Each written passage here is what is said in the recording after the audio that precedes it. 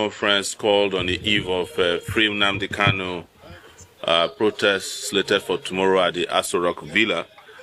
We are here to let people know that this action is going on as planned across the world, as a matter of fact, but the center of gravity will be Abuja, the Federal Capital Territory, where Mr. Nnamdi KANU is currently unlawfully and unjustly detained by the director, the State Security Services, known as DSS.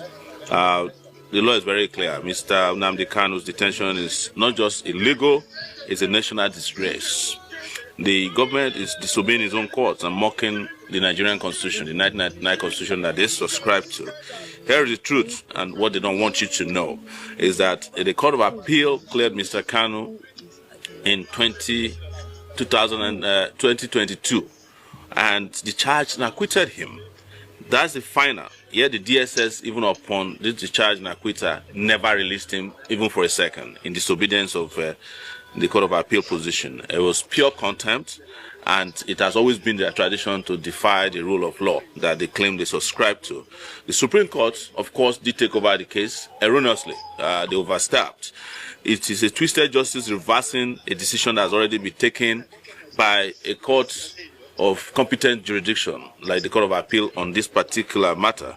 But even at that, the Supreme Court did say that Mr. KANU never violated his bail condition. It was the Nigerian army that caused the confusion.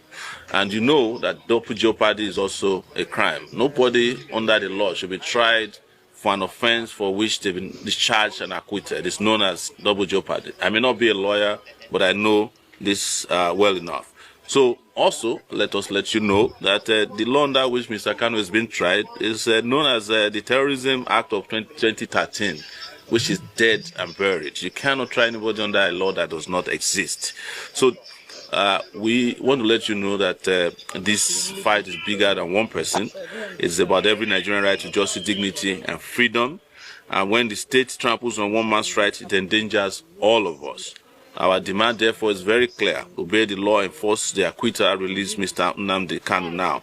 So tomorrow we will be out there, and we want to also clarify that there is no court order issued against the protests. Of course, the police, in their anxiety and desperation, went to the Federal High Court judge on Friday and asked them to stop us from visiting certain areas. In fact, they initially wanted to ask the judge to stop, but the judge vehemently denied that he cannot ask the Nigerians not to protest, exercise their fundamental human rights. So they granted a limited order. And the judge, in his number 3 order, said they must serve the defendants. They must serve the defendants by Friday. We have not been served. I only got to hear about the order through another person, and the order has lapsed because, as an ex parte order, service is the only thing that can activate an ex parte order. That has not been served. So we are going ahead tomorrow, and we will march peacefully, powerfully, and legally on the streets of Abuja. And anywhere you might be, our own position is that this must be completely peaceful protest. And we hope that at the end of the protest, common sense will prevail and will bring Mr. Nnamdi KANU home. Thank you very much for coming. If you have any questions, please ask so that we can continue with the journey of mobilization. Okay, the first question is that you said this is going to be a peaceful movement. Yes, it is. It has always been a peaceful movement. Nnamdi KANU himself, upon the beginning of this campaign, said he believes in non-violence. Okay, in the light of the development that there was an ex parte order from the court, which you just pointed out that it has lapsed. Yes. Being that it's aimed at achieving a peaceful movement, have you been able to reach out to the police to say, okay, this is this? Oh yeah, we went to the police on Friday. We visited, was it Thursday? We visited the Nigeria Police Force FCT command because they sent a letter to, they called the lawyer who had written them a letter. I accompanied the lawyer there, Barrister Maxwell Opara, who is one of the lawyers to Nnamdi KANU, who had written a letter to them. So when I arrived there, they said I was not invited. So they apologized to me, and you know. So, but I was there on I think it was on Thursday, right? I went to the police command. Yes, the day the new police commissioner started work was that day we arrived there. So we also want to make it clear that we've heard that the police commissioner, who is newly arrived, was given a marching order to be high-handed tomorrow. We just want to warn him that he's a member of Nigerian police force and not a private mercenary force of any political party or politician or special interest, and that nothing must happen to any of the protesters tomorrow. The job of the police is to protect, and anything short of that will be an international crime. Yeah, the course of action you are taking, one may ask, why are you taking this kind of action? Bearing in mind that the case is in court, why not wait for the court to see it through? Well, I just read to you that the case had been completed in court as far back as 2022, when the Court of Appeal ruled that his extraordinary rendition and his trial was null and void, discharged and acquitted him. What you are having now is a rigmarole, is what is referred to as double jeopardy in law. It is a crime. So if there was a case, they would have been able to conclude it in 10 years, or when they renewed it in 2021. But the position of the law and the position of the court, which has not been vacated, is that he's discharged and acquitted. How far do you intend to see this through, assuming it's not? Until Nnamdi KANU is free. I want you to equally react to one doctor, a member of the NMA, that questioned the legality, the authenticity, and the right of the NMA to actually side with the government, and they have write a report in such a manner.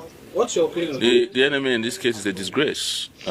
These are organizations that are supposed to be fighting for the right of doctors. I think maybe all the doctors with common sense has left the country. So we are left with those who can't think for themselves. Otherwise, the NMA I used to know under Dr. Bekor and Sonkuti would never have sided with injustice. Are you going to use the court to contest that position? Absolutely. I'm not a lawyer. He has a very solid legal team. We are just providing a solid team, as citizens of conscience who are appalled by the continued trial and the violation of Mr. Nnamdi KANU's rights and those of his organization.